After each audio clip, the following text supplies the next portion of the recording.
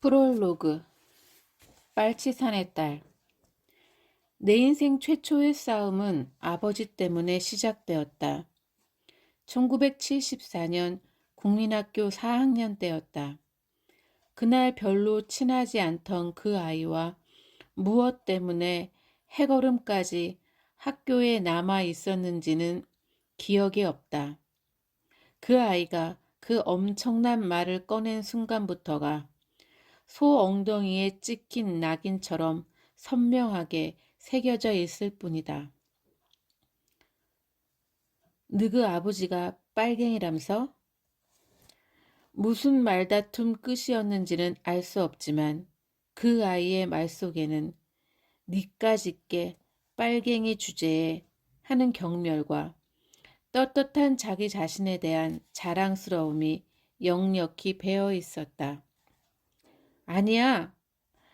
아버지가 빨갱이일 수도 있다는 생각은 꿈에도 해본 적이 없었으므로 조금 당황하면서도 나는 분명하게 대답했다. 그러나 내가 뭐라고 입을 열기도 전에 그 아이의 얼굴색이 새파랗게 겁에 질려갔다. 사람이 그런 표정을 짓는 건 말하지 말 것을 말했거나 뭔가 나쁜 일을 하다 들켰을 때뿐임을 나는 잘 알고 있었다. 화가 나서 장난으로 한 말이었다면 장난꼴인디? 하고 헤헤 웃어버리거나 정색을 한 채 자기가 한 말이 진짜임을 자꾸 우기려 들었을 터였다. 그러나 그 아이는 커다란 잘못이라도 저지른 사람처럼 아무 말 없이 겁에 질려 안절부절 못했다. 아니야, 아니야. 턱없이 높아진 내 고함 소리가 빈 교정에 메아리 쳤다. 나는 그 아이가 무슨 말이든 꺼내주길 기다렸다. 참말이여, 너가 아버지 빨갱이란께? 하는 말이라도 좋았다. 죄진 사람처럼 당황해 하지만 않는다면 다시 그 아이가 뭐라 하더라도 내 가슴에 서서히 드리워져 가는 검은 구름을 몰아낼 수 있을 것 같았다. 그 아이는 대답하지 않았다. 내가 놀랐듯이 자기도 놀라 겁먹은 강아지처럼 비실비실 뒷걸음질만 할 뿐이었다. 저녁 어스름 속에서도 그 아이의 겁먹은 눈동자가 또렷이 보였다. 정말일지도 모른다는, 아니 정말 같다는 생각이 듦과 동시에 나는 그 아이에게 달려들었다. 비명소리에 정신이 들어 그 아이에게서 떨어졌을 때 그 아이의 손목에서 피가 솟고 있었다. 울음소리가 차츰 멀어져 갔다. 내 입안에도 핏물이 고였는지 피비린내가 풍겨왔다. 나는 운동장 스탠드에 주저앉았다. 캄캄한 어둠 속에서 낙엽 구르는 소리만 들려왔다. 근처 동네의 불빛이 아스라이 멀게 보였다. 어릴 때 아버지는 저렇게 아스라한 불빛을 두고 서울 외할머니 댁에서 나오는 불빛이라며 놀려주곤 했었다. 아버지의 목에 걸터 앉아 발장난을 치며 저녁 식사를 하고 계실 외할머니와 삼촌들을 그리워하곤 했었는데 몇 살 더 나이를 더 먹고 할머니가 계시는 서울의 불빛은 결코 맨눈으로 보이지 않는다는 것을 알아차린 다음에도 아마 읍내 봉돌리쯤 됐을 그 아스라한 불빛은 여전히 서울 외갓집 불빛으로 내 가슴 속에 남아 있었다. 낮잠이 든 나를 깨워 지각했다며 자전거 뒤에 싣고 달리던 아버지. 정말 지각했을까봐 시든 저녁 햇살도 깨닫지 못하고 자전거 뒤에 실린 채 아버지의 허리춤을 붙잡고 엉엉 울게 만들던 아버지. 텅 빈 교실에 들어서서 한참을 어리둥절해 있다가 그제야 속은 것을 알고 달려나가면 교문 앞에 자전거를 세워놓고 껄껄 웃던 아버지. 나만큼 장난꾸러기였던 내 친구였던 아버지는 그때 내 곁에 없었다. 아버지가 광주시 문화동 광주교도소에 1389번 죄수라는 것은 나도 이미 아는 사실이었다. 2학년 때부터 일주일에 2번씩 그 주소로 편지를 써왔으니까. 그러나 아버지가 무슨 죄를 저질렀는지는 아무도 가르쳐 주지 않았다. 도둑이나 사기꾼이나 살인자는 아니라고 했다. 그런 죄 외에 또 어떤 죄가 있는지 이상하긴 했지만 아버지가 공산당일 수도 있다는 생각은 꿈에도 해보지 못했다. 아니라고 고개를 흔들면 흔들수록 내 가슴속의 불안과 의심은 점점 커져갔다. 밤 공기가 제법 쌀쌀하게 옷깃을 파고들었다. 머리가 지끈거렸다. 나는 자리를 털고 일어났다. 내 발자국 소리가 마치 나를 뒤쫓아오는 것 같았다. 어둠에 잠긴 운동장이 대낮에 아이들과 뛰놀 때와는 달리 한없이 넓어 보였다. 천천히 이승복 동상을 지났다. 동상 정면에는 나는 공산당이 싫어요 라고 씌어 있을 테지만 어둠에 가려 보이지 않았다. 강당을 지났다. 라면땅도 팔고 쫄쫄이도 팔고 눈깔 사탕도 파는 학교 앞 구멍가게에 희미한 불빛을 받아 강당 흰 벽에 붉은색으로 씌어진 멸공 방첩이 희미하게 드러났다. 나는 경찰서가 있는 로타리 큰 길을 지나지 않고 무섬증을 참으며 컴컴한 새길을 이리저리 돌아 집으로 왔다. 물어볼까 말까 몇 번을 망설였지만 나는 결국 어머니에게 묻지 못했다.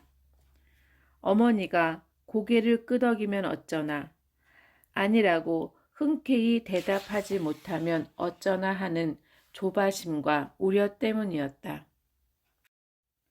아버지가 정말 공산당이에요? 이 끝에 빙빙 맴도는 말을 간신히 삼키며 잠든 그날 밤 나는 꿈을 꾸었다. 전쟁이었다. 포탄 소리가 세상을 뒤흔들고 밤인데도 대낮처럼 밝았다. 아버지는 좁고 긴 토굴에 숨어 있었다. 번쩍번쩍 빛나는 권총을 찬 낯선 사내들이 아버지를 찾고 다녔다. 드디어 그들은 아버지를 찾아냈다. 토굴 앞에 선 그들은 천근만근이나 되는 산덩이를 들어올리듯 천천히 권총을 뽑아들었다. 아버지 도망쳐요. 사람들이 아버지를 잡으러 가요. 아무리 기를 쓰고 외쳐도 머릿속에서만 왕왕거릴 뿐 말이 되어 나오질 않았다. 다리도 어느새 튼튼한 나무처럼 땅에 뿌리 내렸는지 꼼짝할 수 없었다. 그들은 드디어 방아쇠를 당기기 시작했다. 몸을 움직이고 소리를 지르려 안간힘 쓰다 나는 가위에 눌렸다. 꿈인 줄 알고 깨어나려 했지만 작은 창문으론 차츰 햇살이 눈부셔 오는데 나는 꼼짝할 수 없었다. 식은 땀으로 젖은 몸이 식으면서 오들오들 소름이 끼쳤다. 밤마다 비슷한 꿈을 꾸었다. 그때마다 나는 가위에 눌렸다. 계속 몸이 허약해졌다. 아무리 아파도 나는 울지 않았다. 결석도 하지 않았다. 싸웠던 아이를 만나면 먼저 웃어 보였다. 공부는 더 열심히 했다. 아버지에게 꼬박꼬박 보내던 편지만 조금씩 줄어들었다. 1975년 1월 어머니를 따라 아버지 면회를 가게 되었다. 난생 처음인 긴 여행. 고작 2시간 거리일 뿐이었지만 반죽음이 되어 광주에 도착했다. 교도소는 썰렁한 벌판에 우뚝 서 있었다. 허름한 가게 2채뿐 주위엔 인가도 없었다. 정문에서 어머니의 주민등록증을 제출하고 우리는 천천히 대기실로 갔다. 어쩌냐 어쩌녁 내 쌓인 눈을 치우는 사람들이 보였다. 모자를 뒤집어 쓰고 탁한 바다빛깔의 수인복을 입은 사람들이었다. 그들의 얼굴에서는 아무런 표정도 읽을 수 없었다. 서로 그들 사이에 아버지가 끼어 있다 하더라도 나는 찾아낼 수 없을 것 같았다. 그만큼 그들은 닮은 꼴이었다. 닮은 건 그들만이 아니었다. 대기실과 대기실 밖에서 서성거리는 사람들도 마찬가지였다. 아이를 들쳐업은 젊은 아낙네나 초조하게 담배를 태우는 중년 남자나 나는 얼른 어머니를 바라보았다. 찬바람이 싱싱 일 만큼 꼿꼿하고 엄하던 평소의 모습과 달리 어머니는 주위 사람들과 똑같이 청승맞고 처량한 표정으로 여기저기 기웃거리고 있었다. 나는 잡고 있던 어머니의 손을 딱 뿌리쳤다. 어머니가 말할 힘도 없으니 신경 쓰게 하지 말라는 듯 나를 바라보았다. 어머니가 말할 힘도 없으니 신경 쓰지 말라는 듯 나를 바라보았다. 나는 그런 어머니를 무시한 채 밖으로 나왔다. 그리고 잎진 등나무 아래 차가운 벤치에 앉아서 어린 마음속에서 짚혀지는 까닭물을 노여움 때문에 숨을 헐떡거렸다. 이따금 대기실 안을 들여다보면 어머니는 거지처럼 남루한 사람들과 가까운 친척이라도 되는 것처럼 다정하게 얘기를 나누느라 정신이 없었다. 교도소 벽은 눈보다 희게 빛났다. 눈을 뒤집어 쓴 나무들이 이따금 불어오는 바람에 자지러지게 제 몸을 털면 흩날리는 눈가루가 햇살을 받아 화려한 춤을 추었다. 그러나 저 백색의 건물 어딘가에는 사형장도 있으리라. 건물의 창마다 막아선 쇠창살을 보면서 나는 부르르 몸을 떨었다. 그때 안내방송이 들렸다. 1389번, 1389번. 면회자는 제2 면회실로 가십시오. 어머니가 나를 불렀다. 산딸이 가까워 보이는 인부가 면회실 복도 창에 기대어 울고 있었다. 막 면회를 마치고 나온 모양이었다. 저 여자의 남편도 빨갱이일까? 아니면 강도? 부름배와 달리 앙상한 여자의 뒷모습을 계속 쳐다보면서 나는 면회실로 들어갔다. 면회실 중앙에는 두 겹의 두꺼운 유리벽이 놓여 있었고 유리벽 사이에는 철망이 쳐져 있었다. 그 유리벽 너머로 아버지가 보였다. 어깨 높이에 뚫린 조그만 원형 구멍에 얼굴을 들이대고 어머니는 아버지와 이야기를 나누었다. 머리를 빡빡 깎고 수인복을 입었을 뿐 아버지는 옛날 모습 그대로였다. 아궁이 앞에 쭈그려 앉아 번데기나 메뚜기를 구워주고 내 말이 되어 온 방안을 기어다니던 바로 그 아버지였다. 굶주린 사람들을 채찍으로 후려패는 괴물이 아니었다. 몇 년간 사무쳤던 그리움이 한꺼번에 솟구쳐 오르기 시작했다. 아빠! 어머니 아버지가 동시에 나를 돌아보았다. 막상 아빠라고 부르고 나자 머쓱했다. 할 말이 없었다. 말잇기 놀이를 하며 장난치던 아버지였는데 술자리마다 나를 안고 다니던 아버지였는데도 서먹했다. 무슨 말을 해야 하는 건지 알 수 없었다.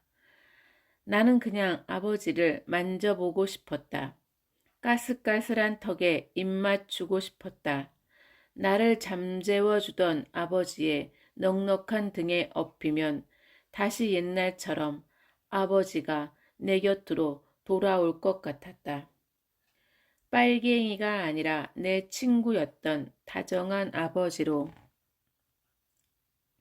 그러나 손을 내밀어도 아버지는 잡히지 않았다.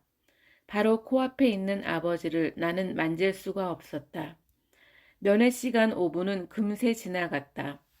공부 잘하라며 돌아서는 아버지의 눈이 눈물로 젖어드는 걸 나는 보았다. 아버지의 눈물은 처음이었다. 허탈했다. 빨갱이를 본 것도 아니고 아버지를 본 것도 아니고 단지 아버지의 그림자를 잠깐 스쳐간 기분이었다. 돌아오는 길에 나는 어지러웠다. 길가의 나무 한 그루도 아버지를 만나기 전과는 달라 보였다. 친밀했던 모든 것들이 멀게 느껴졌다. 범죄자를 내 눈으로 본 것은 처음이었다. 그때까지 내 주위에는 도둑이나 사기꾼 같은 사람이 없었다. 공산당은 더더욱 그랬다. 우리나라에 죄인들이 그렇게 많은지 나는 몰랐다. 죄인들이 우리의 모습과 똑같다는 것도 역시 몰랐다. 그들의 얼굴은 특별히 흉악해 보이지도 않았다. 오히려 불쌍하고 처량해 보였다. 눈을 치우던 죄수들의 얼굴이 눈앞에서 어른거렸다. 면회 차례를 기다리던 남노하고 초조한 표정의 사람들이 머리에서 떠나지 않았다. 나는 문득 장발장을 생각했다. 모두 장발장 같은 사람이었을까? 면회를 다녀온 후 나는 크게 아팠다. 장염이었다. 고열에다 설사까지 겹쳐 2달을 앓았다. 대변을 보면 흰 거품과 피가 섞여 나왔다. 죽밖에 먹을 수 없었다. 입술이 다 부르트고 얼굴에는 10곳이 피었다. 그래도 학교에는 빠지지 않았고 어머니의 팔에 매달려 학교를 오고 갔다. 학교 가는 도중에도 몇 번씩 남의 화장실 신세를 져야 했다. 출석 확인만 하고 양호실이나 숙식실에서 거의 누워 지냈다. 열에 들떠서 나는 끊임없이 아버지를 생각했다. 아버지만 생각하면 나도 모르게 입에서 노래가 흘러나왔다. 아, 잊으랴.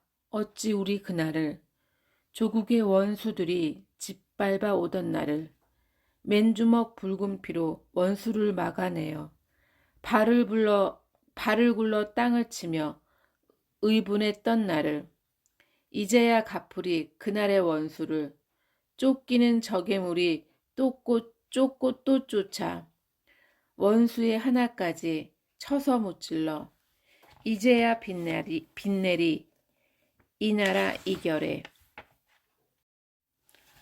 아버지에 대한 의심이 깊어질수록 나는 더 착한 학생이 되어갔다.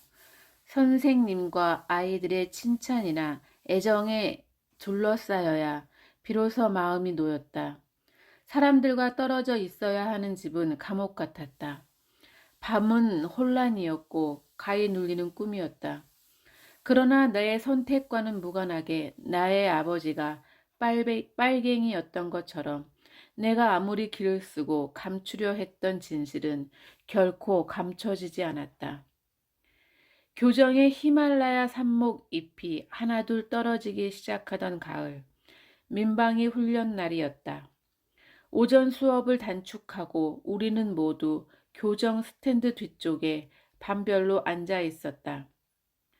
운동장에선 연막탄이 터져 뿌연 연기가 솟아나고 미리 선발된 아이들이 들것에 실려나가고 3층 교실에선 사다리가 걸렸지만 우리는 그저 수업 시간을 빼먹는 것이 즐겁기만 했다.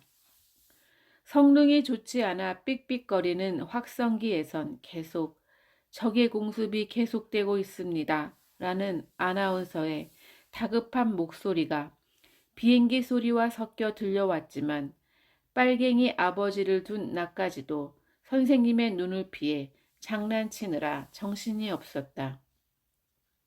우리들에게 민방위 훈련이란 매달 1일 실시하는 새마을 청소나 쥐잡기의 날 따위와 다를 바가 없었다. 부반장이었던 나는 반장과 맨 앞줄에 앉아서 화생방 훈련에 대비해 뒤집어 쓴 커다란 비닐에 서로 구멍을 뚫으며 낄낄거리고 있었다. 그러다 문득 나는 뒷줄에서 들려오는 내 이름에 귀를 기울였다. 지아, 지그 아버지가 빨갱이래. 엄마, 그거이 참말이냐? 뭘라고 내가 공갈을 치겄냐? 우리 엄마가 불상탐서 글더라. 빨갱이 자식은 암만 공부를 잘해도 소용없대야. 왜? 병신, 빨갱이 새낀께 글제. 안 됐다잉. 안 됐긴 뭐가 안 돼야? 빨갱이가 얼마나 무서운 것인디. 나는 작년처럼 그 애들과 싸울 수 없었다. 뒤돌아보지도 못했고 그렇다고 울 수도 없었다.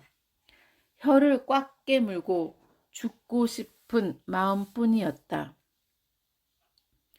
나는 피가 나도록 입술을 깨물었다. 차츰 연기가 사그라지는 운동장을 무심히 바라보면서 나는 꾸미기를 간절히 바랐다. 가위에 눌렸다 일어나면 창밖으로 햇살이 퍼지면서 아침이 오듯이 내가 좋아하는 복숭아를 사러 갔다 영영 돌아오지 않았던 아버지가 따가운 턱을 내 뺨에 부비며 웃고 있을 것 같았다. 그러나 아무리 눈을 비벼도 아버지는 보이지 않았다. 운동장을 이리저리 뛰어다니던 십자완장을 찬 사람들이 사라지고 잡음이 심하던 확성기도 꺼졌다. 아이들이 서서히 움직이기 시작했다. 내게는 그 순간이 마치 활동사진처럼 보였다. 웅성대는 아이들 무리를 뚫고 교실로 들어가면서 나는 문득 소름이 끼쳤다. 민방위 훈련. 나는 결국 아버지가 쏜 총을 피하기 위한 연습을 했던 것이다. 그 다음부터 나는 민방위 훈련이 싫었다. 아이들이 여전히 장난치며 시간을 때우는 동안 나는 내내 공포에 시달려야 했다. 나를 대하는 아이들의 태도도 예전 같지 않았다. 빨갱이의 딸로는 어떤 권위도 내세울 수 없었다. 권위 없는 우상이란 허수아비와 다름없었다. 구례 읍내에 소문자자하던 내 우상은 그렇게 무너지고 있었다. 선생님들은 점점 따돌림 당하는 내가 안 돼 보였는지 더 자상하게 보살펴 주었다. 그러나 과분한 애정은 차라리 따돌림 당하는 것만 못했다. 아무도 나를 나 그대로 봐주지 않았다. 언제나 뒤통수가 따가웠다. 아이들뿐만이 아니었다. 어른들은 나만 보면 기특하다며 머리를 쓰다듬었다. 기특하다는 말 앞에 생략된 말을 나는 알 수 없었다. 아버지가 없는데도, 아버지가 공산당인데도, 그렇게 가난한데도 공부를 잘하니 기특하다는 말이었다. 그건 결코 칭찬이 아니었다. 불쌍하다고 혀를 차며 거지에게 돈을 던져주는 것과 마찬가지였다. 나는 언제나 사람들 눈을 정면으로 쳐다보았다. 사람들은 내 눈을 견디지 못했다. 뭔가 감춘 사람처럼 황급히 눈길을 돌리기 일쑤였다. 도끼 품은 독사처럼 나는 목을 꼿꼿이 세우고 다녔다. 그렇게 해서라도 상처 입은 자존심을 지켜야 했다. 변함없이 잘해주는 몇몇 아이들과 예전처럼 오징어 맞이도 하고 공기놀이도 했다. 그러나 그 애들과 웃고 떠들면서도 내 웃음은 소리뿐이었다. 나는 어머니를 조르기 시작했다. 광주든 서울이든 될 수 있으면 먼 곳으로, 나를 아는 사람이 없는 곳으로 떠나고 싶었다. 빨갱이의 딸이 아니라 공부 잘하는 아이, 착하고 야무진 아이로 살고 싶었다. 아버지에 대해 단 한마디도 꺼낸 적이 없었지만 어머니는 이미 짐작하고 계신 듯 했다. 도시에서 방 한 칸 얻을 돈도 없고 먹고 살 길도 막막했을 텐데 어머니는 쉽게 응해 주었다. 어머니는 그해 겨울 몇 번이나 서울을 다니며 방을 얻고 전학수속을 밟았다. 이사가기 이틀 전 서울로 이사가면 면회 다니기 힘들 거라면서 어머니는 광주로 떠났다. 나는 심한 감기에 걸려 있었다. 열 때문이었는지 고향을 떠나 낯선 곳으로 간다는 두려움 때문이었는지 기분이 묘했다. 잠깐씩 잠이 들었다가 눈을 뜨면 천장에 사방 연속 무늬가 어지럽게 춤을 추었다. 찾아오느니 하나 없는 겨울 낮은 지루했다. 좀처럼 밤은 오지 않았고 어머니도 돌아오지 않았다. 나 혼자 세상에 버려진 듯한 막막함이 밀려왔다. 방문을 열고 세상 속으로 나가고 싶었지만 바위에 눌린 듯 꿈쩍도 할 수 없었다. 차츰 어둠이 창문으로 기어들었다. 어둠은 순식간에 방을 메웠다. 어둠이 떠다니는 방 안에서 나는 흡사 망망대해의 고립된 섬 같았다. 끊임없이 꿈에 시달렸다. 여느 때와 다름없이 나는 쫓기고만 있었다. 이틀 뒤 그 꿈에서 나는 고향을 떠났다. 이틀 뒤 그 꿈처럼 나는 고향을 떠났다. 학교 친구들에게 인사도 남기지 않고 떠나는 길이었다. 구례 읍내가 차츰 멀어졌다. 우리를 실은 트럭이 섬진강 물줄기를 거슬러 올라 마침내 눈에 덮인 지리산이 하나의 점으로 변했을 때에야 나는 비로소 어머니의 무릎에 누워 잠이 들었다. 서울특별시 서대문구 가련동, 우리의 새 주소였다. 난생 처음인 서울은 크고 화려하기보다 추웠다. 처참한 절약 생활이 시작되었다. 영하 18도까지 내려갔던 그의 겨울을 우리는 하루에 연탄 한 장으로 버텼다. 방바닥은 언제나 미지근했고 시멘트 벽으로는 찬바람이 들락거렸다. 방 안에 떠다 놓은 물은 아침이면 꽁꽁 얼어붙어 있었다. 빨갱이 자식이라는 이름을 선사한 하나님은 무엇 하나 내 편을 들어주지 않았다. 서울에 익숙해질 때까지 조금은 따뜻했어도 좋을 날씨마저도 2월 개학까지 나는 방 안에서만 뒹굴었다. 너무 무거워 몸을 비챌 수도 없는 이불 속만 파고들어서 그 겨울이 지날 쯤에는 심한 잠버릇이 말끔하게 고쳐져 있었다. 나는 주로 책을 읽었다.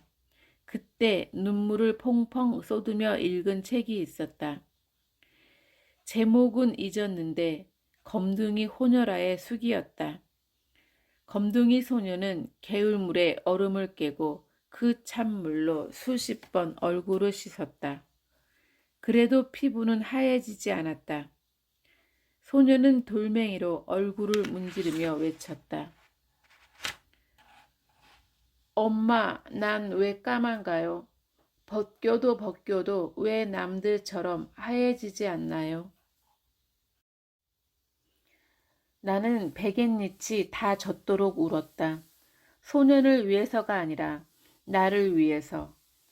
돌멩이로 문질러 피부를 한 겹 벗겨낸다 하더라도 소년의 피부가 결코 하얘질 수 없듯 아버지가 나에게 남긴 붉은 흉터 또한 평생 벗을 수 없는 게 아닌가 두려웠다. 주인집 여자는 질리도록 잔소리를 해댔다. 화장실을 자주 가도 투덜거렸고 마당에 물 한 방울만 흘려도 신경질을 부렸다. 어머니는 그 지겨운 잔소리를 잘도 견뎌냈다. 냄새 난다는 잔소리를 참아가며 어머니는 아침마다 약속을 다려주었다. 병원 갈 돈도 없는 우리 집의 유일한 약이었다. 그때까지도 나는 장염 후유증에 시달리고 있었다. 고기나 생선이 상에 오르는 날은 드물었다. 고기 먹을 기회가 없어서인지 고기는 잘 먹지 못했고 먹기도 싫었다. 콩나물이나 멸치가 최고였다. 어머니나 나나 살찔 리가 없었다. 어머니는 60평생 45kg을 넘겨본 적이 없었다.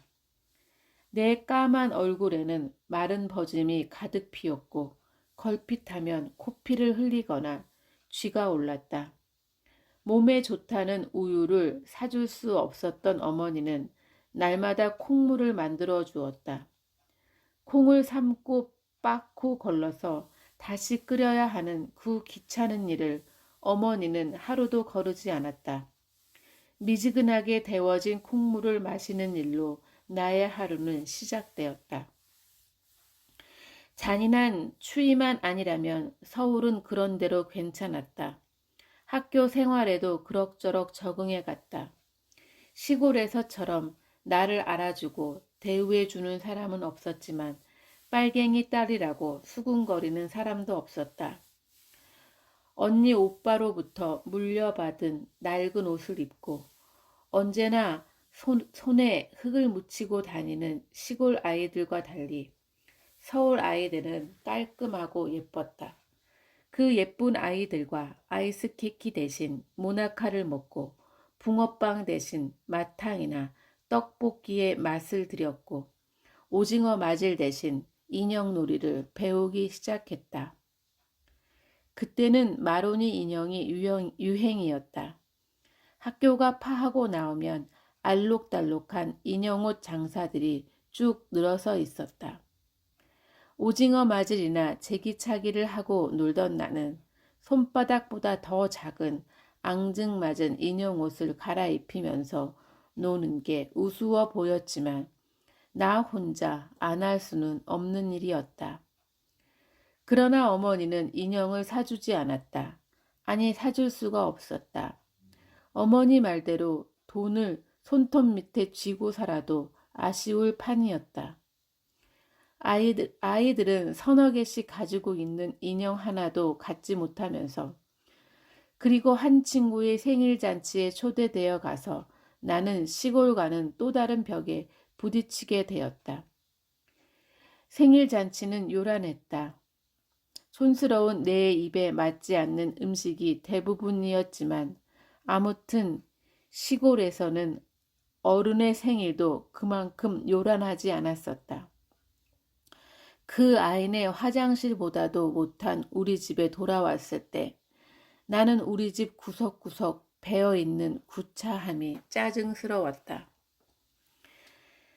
다음부터 나는 우리 반 아이들을 찬찬히 살펴보았다. 가난한 집 애들은 생긴 것부터 달랐다. 대개 체격은 작고 앙상했으며 얼굴엔 마른 버짐이 피고 머리에는 기계충 자국이 있거나 심지어 이가 있는 애도 있었다. 좀 깔끔한 어머니를 만나서 이가 없는 것만 제외하면 바로 내 모습이었다. 부잣집 아이들이 없는 집 아이들에게 아쉬운 소리를 하는 것은 점심시간뿐이었다. 혼식 검사 때문이었다. 어떤 아이들은 미리 생보리를 몇 개 심어왔다가 검사가 끝나면 덜어내기도 했지만 대부분 없는 집 아이들의 밥을 덜어서 흰 쌀밥 위에 얹어놓곤 했다. 반찬도 달랐다. 김치나 멸치, 콩자반을 싸우는 애들은 10중 8구 가련동 동사무소 뒤쪽 판자촌에 살았고, 계란 입힌 소시지나 쇠고기 장조림을 싸우는 애들은 고급 주택에 살았다. 공부 잘하는 애들은 거의 깔끔하고 예쁘게 치장한 아이들이었다. 나는 가난한 게 부끄럽지는 않았다.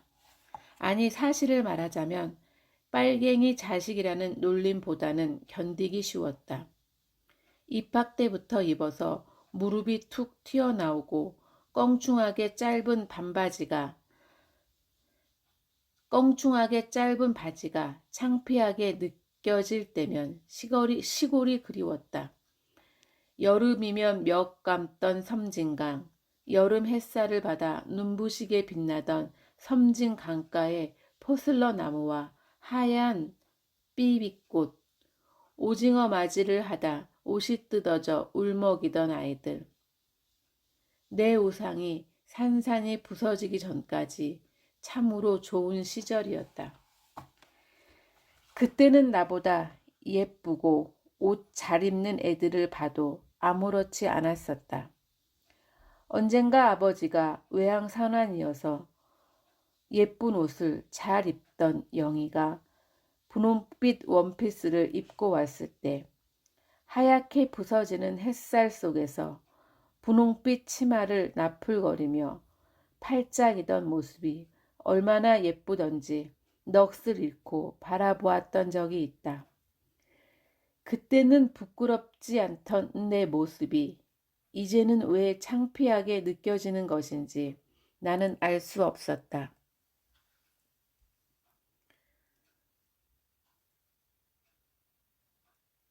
시도 때도 없이 고향으로 달려가는 내 마음은 민방위 훈련 날에 처참했던 기억의 벽에 부딪혀 다시 서울로 돌아와야 했다.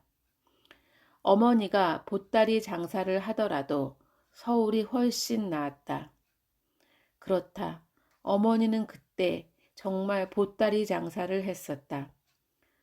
속옷 공장을 하는 동양 사람에게 도매로 떼어다가 이 집 저 집 찾아다니며 소매로 파는 장사였다. 당연히 나도 입어야 했던 왕관표 속옷들은 사실 형편없었다. 몇 번만 입거나 삶으면 고무줄이 늘어나고 모양이 변했다. 그래서 쌍방울보다 훨씬 쌌을 테지만 나는 어머니가 보따리 장수라는 것보다 왕관표 따위를 팔아야 한다는 사실에 더 화가 났다. 추레한 보따리를 들고 서 있어도 어머니는 보따리 장수로 보이지 않았다. 학교 선생 같은 얼굴이었다. 전혀 장사꾼의 얼굴이 아니어서 나는 어머니가 불쌍했다. 어머니는 나보다 늦는 날이 많았다. 어머니 없는 방을 혼자 지켜야 하는 일이 가장 싫었다. 그렇다고 어머니더러 다른 어머니들처럼 장사를 그만두고 집안일이나 하며 나를 기다려 달라고 할 수는 없었다. 왕관표 속옷은 어머니와 나를 먹여 살리는 밥줄이자 간혹 어머니가 아버지 면회를 갈 수 있도록 해주는 유일한 끈이었다. 어느 날인가 밤이 깊도록 어머니가 돌아오지 않았다. 아무리 늦어도 저녁 먹을 시간이면 숨차게 뛰어오던 어머니였다. 그날따라 밤하늘로 비행기가 수없이 지나갔다. 저공 비행을 하는지 아기가 잘 맞지 않는 창문이 떨어져 나갈 듯 덜컹거렸다. 나는 무서워졌다. 혹시 전쟁이 난 게 아닐까? 내 상상은 비약했다. 빨갱이 가족이라고 어머니도 잡혀갔나 보다. 전쟁이 나면 아버지는 죽을 텐데 그 하얀 벽에 줄 세워놓고 총살을 할까? 눈을 쓸던 많은 사람들도 다 죽겠지. 눈부시게 흰 벽은 우리 아버지의 피로, 빨갱이의 피로 붉게 물들겠구나. 나도 모르게 눈물을 흘리며 나는 비행기 소리를 피해 이불 속으로 파고들었다. 이 세상에 나 혼자 남겨지면 어떻게 하나. 서울보다는 그래도 아는 사람이 많은 구례로 가야 할 테지. 누구 집으로 가야 빨갱이인 나를 구박하지 않고 잘해줄까? 어머니가 돌아올 때까지 나는 온갖 궁리를 다 하고 있었다. 혼자서 얼마나 머리를 굴렸는지 불쑥 방으로 들어선 어머니가 낯설고 이상할 정도였다. 익명의 서울이 편안하기만 한 것은 아니었다. 어머니가 곁에 없을 때 찾아갈 사람 하나 없는 서울이 무섭기도 했다. 자주 전쟁의 공포에 시달렸던 것은 그 고립감 때문이 아니었나 싶다. 졸업식이 왔다. 변변한 겨울 외투 한 벌 없는 어머니만이 추위에 떨며 나를 기다리고 있었다. 조화 한 달 밝아 졸업장 케이스를 들고 어머니와 교문을 나오면서 나는 행사장을 보았다. 아이들은 사람들에 둘러싸여 교정 여기저기를 돌며 사진을 찍고 있었다. 1년여 정들 시간도 없는 학교였는데 왠지 코끝이 칭했다. 졸업이라는 것이 주는 쓸쓸함 때문인지 아버지도 없는 초라한 졸업식이 서글펐기 때문인지는 모르겠다. 그날 어머니는 나를 가련시장에 데리고 가서 뭔가를 사 먹였던 것 같다. 그것이 축하의 전부였다. 내 인생 최초의 졸업식은 그렇게 끝났다. 중학교에 입학했다. 중학교는 국민학교와 조금 달랐다. 다들 비밀스럽게 자기 성을 쌓아가는 시기였다. 국민학교 친구나 동네 친구가 없던 나는 한동안 친구 사귀기가 힘들었다. 게다가 첫 시험에서 전교 53등을 했다. 나쁜 성적은 아니었지만 그렇다고 주목받을 만큼 좋은 성적도 아니었다. 아무도 나를 눈여겨 봐주는 사람이 없었다. 시골에답게 새까맣고 깡마른 나는 무엇 하나 내세울 게 없어서 학기 초부터 기가 죽었다. 단발머리가 잘 어울려서 새침하게 예쁜 데다 공부까지 잘하는 애들이 자꾸 나를 주눅들게 했다. 가정조사란 걸 했을 때는 학교를 그만두고 싶을 정도였다. 가정조사란 건 결국 학생들의 빈부를 파악하자는 의도였다. 한창 민감한 나이의 여자애들 가슴에 지워지지 않을 못을 박아도 좋을 만큼 더 큰 어른들의 뜻이 있었는지는 모를 일이지만 자기 집이 있는 사람 손들어요. 자기 공부방이 있는 사람, 자가용 냉장고, 세탁기, 카메라, 오디오가 있는 사람, 수십 개의 항목 중에서 내가 손을 올린 것은 단 하나였다. 텔레비전은 거의 다 있을 테니까 없는 사람이 손을 들지. 고개를 푹 수그린 채 간신히 머리 위로 손을 올린 사람은 나까지 4명이었다. 손을 들기까지 나는 한참을 망설였다. 텔레비전이 있고 없고 따위로 창피해한다는 사실이 더 부끄러워서 나는 후끈거리는 얼굴을 꼿꼿이 쳐들고 손을 들었다. 조사는 그걸로 끝난 게 아니었다. 부모의 학력 조사가 더 남아 있었다. 나는 눈물을 보이지 않으려고 자꾸 눈을 깜빡거리면서 국절에서 손을 들었다. 역시 손을 든 사람은 많지 않았다. 그 중에서 10등 안에 드는 사람은 나 혼자였다. 선생님이나 아이들은 나를 가난해도 의연한 대단한 애로 보았을지 모르지만 나는 알지도 못하는 사람들 앞에서 발가 벗겨진 듯한 참담한 기분으로 중학생활을 열어야 했다. 성적 순으로 뽑은 학급 임원 중에서 나는 새마을 부장직을 맡았다. 하는 일이라곤 혼분식 검사, 폐품 수집 따위였다.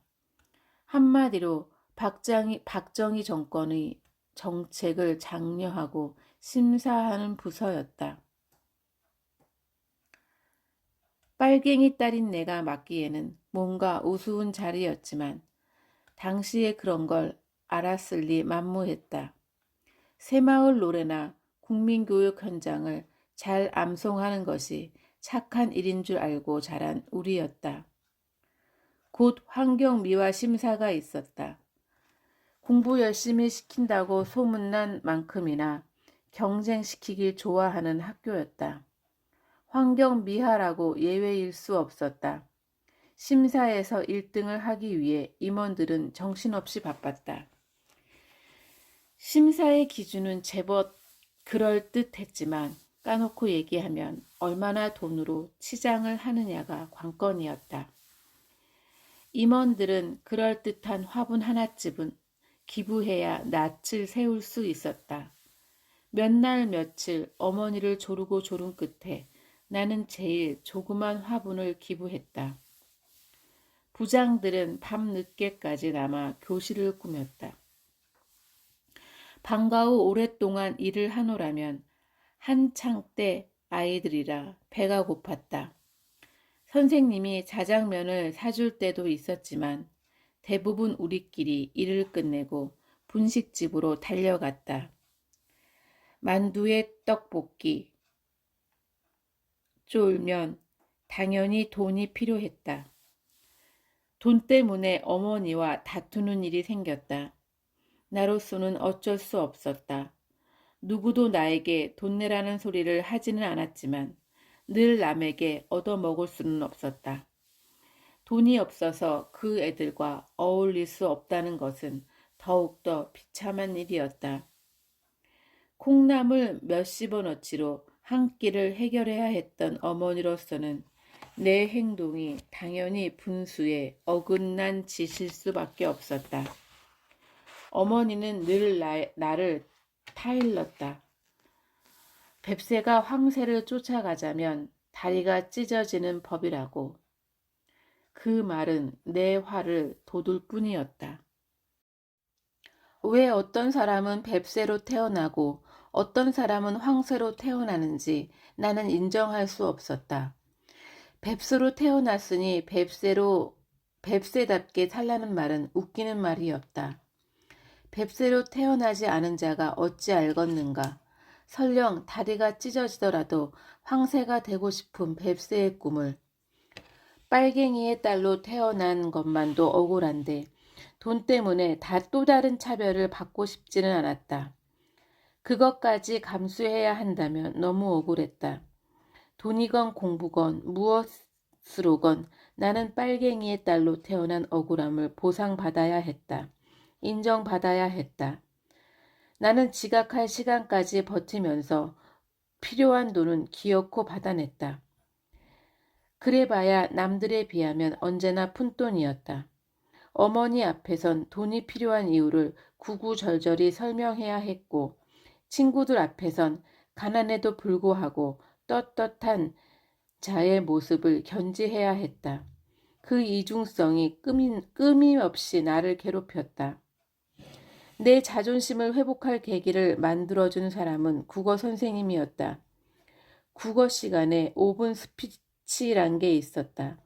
번호 순서대로 하루에 한 명씩 주제를 정해 5분간 발표를 하는 것이었다. 내 차례가 왔다. 대충대충 시간이나 때우는 다른 아이들과 달리 나는 며칠간 꼼꼼하게 원고를 준비하고 달달 외울 만큼 연습을 했다. 주제는 안락사였다. 발표가 끝나자마자 선생님은 나의 자세와 발표 내용에 대해 극찬을 했다. 서울로 올라온 뒤 그렇게 칭찬을 들은 건 처음이었다. 국어 선생님에게 그날은 기억조차 희미한 대수롭지 않은 추억 중의 하나로 묻혀졌을 것이 분명하다. 당시 선생님은 자기의 칭찬이 한 아이의 삶에서 얼마나 중요한 역할을 하게 될지 상상할 수 없었을 테지만 그 칭찬 한마디는 내 인생의 새로운 역전의 계기가 되었다. 그 후 선생님은 내게 글을 쓰라고 권했고 좋은 책들도 소개해 주었다.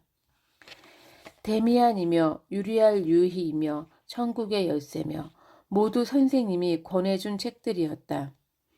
나는 다시 자신감을 얻기 시작했다. 성적도 부쩍 올랐다. 글만 쓰면 상을 탔다.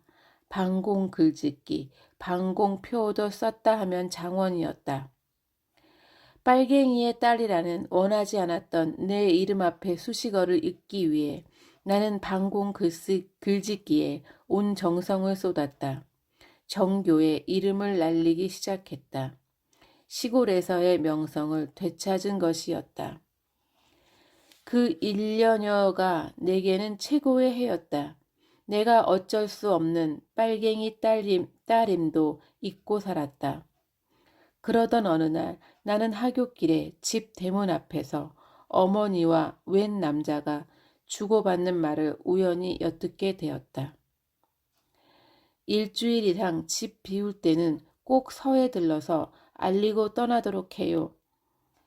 예, 알았어요. 저 딸애가 돌아올 시간인데 걔는 나에 대해서는 아무것도 몰라요. 워낙 예민한 애라서 지희 아빠 문제만 해도 다루기 곤란한데 내 문제까지 알게 되면 미안합니다만 딸에게는 절대 비밀로 해주세요. 나는 두 사람과 맞부딪히고 말았다. 당황해서 한동안 내 얼굴만 물끄러미 바라보던 어머니는 말조차 더듬거리며 고향 사람이라고 내게 인사를 시켰다. 나는 아무렇지도 않은 듯 싹싹하게 인사를 하고 방으로 들어왔다. 그제야 콩닥콩닥 가슴이 뛰기 시작했다. 그날 밤 잠이 오지 않았다. 어머니가 아버지와 마찬가지로 빨갱이였다는 사실도 사실연이와 집을 비울 때마다 경찰서에 알려야 한다는 것이 나는 더 놀라웠다. 우리는 지금까지 일거수일투족을 감시당하고 살아온 것이었다. 며칠 집을 비우는 것도 그럴진데 이사는 말할 나위도 없을 터였다. 서울로 이사 올 때 어머니가 그렇게 정처망처 없이 바빴던 것이 비로소 이해가 갔다. 경찰서로 신고하러 다녔을 것이 분명했다. 거주 이전의 자유도 없고 5호 감시제를 통해 서로 감시한다는 사람이 살지 않고 괴뢰만 사는 북한 땅처럼 말이다. 그러나 그들의 감시는 그 정도가 아니었다. 어느 날은 교감 선생님이 나를 불렀다. 평소에 나를 예뻐하시던 선생님이었다.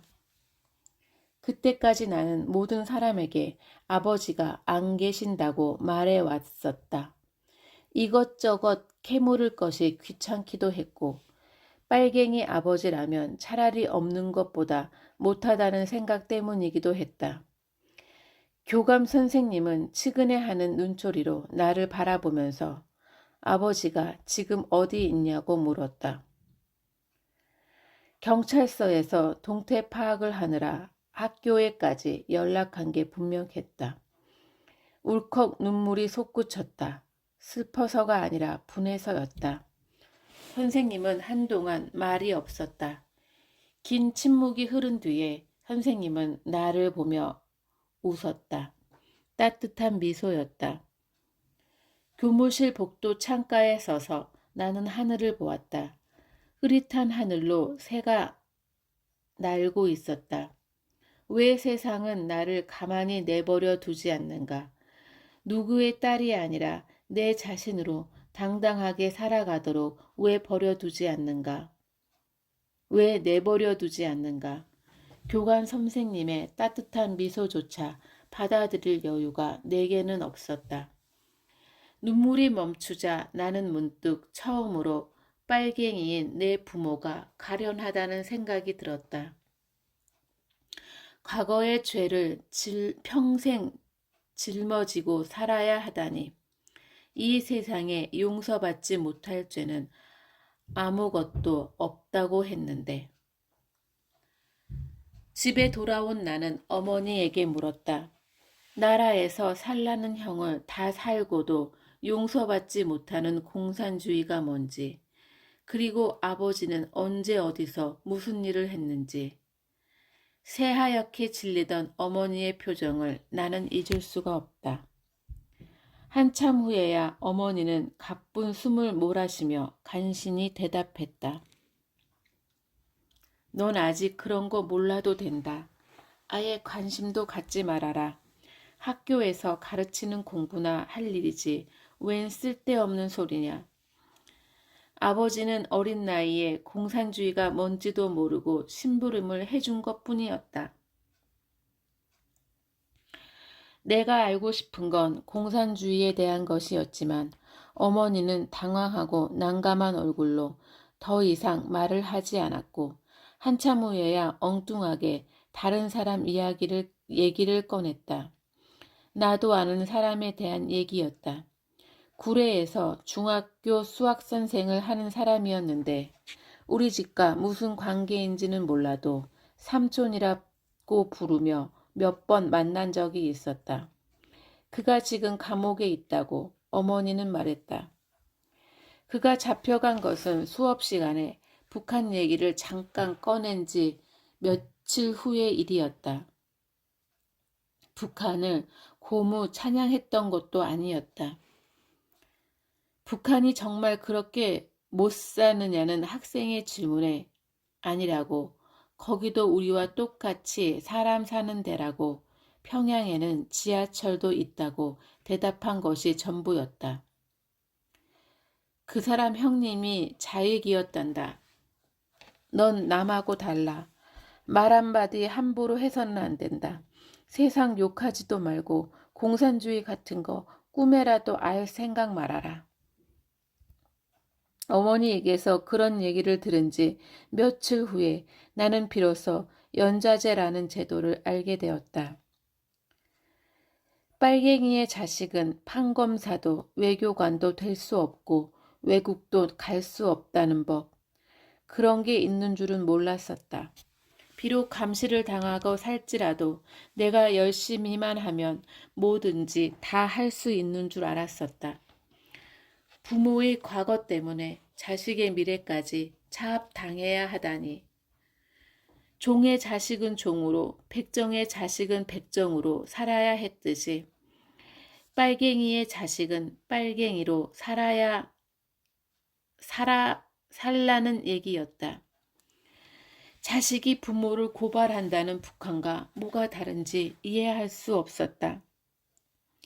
만약 부모를 고발해서 내 자유와 미래를 되찾을 수 있다면 기꺼이 부모를 고발할 수 있을 것 같았다.